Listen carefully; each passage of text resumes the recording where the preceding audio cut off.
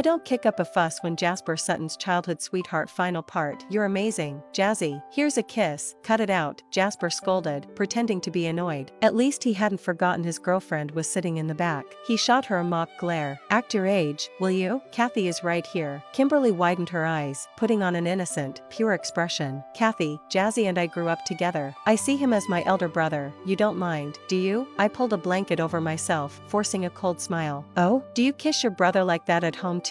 Kimberly immediately put on a pitiful look. Jazzy, see? I told you Kathy doesn't like me. Maybe I shouldn't go. I don't want to upset her. Jasper frowned right away. Enough, Catherine. You're 2 years older than Kimmy. Can't you be a little more mature? She's just a kid at heart, spoiled and playful. Why do you have to be so harsh? In that instant, I didn't even have the strength to argue anymore. Be more generous, huh? Sure. But in the future, I hope you would be just as generous too. Beneath the cover of the blanket, my leg pressed even tighter against Jonathan's.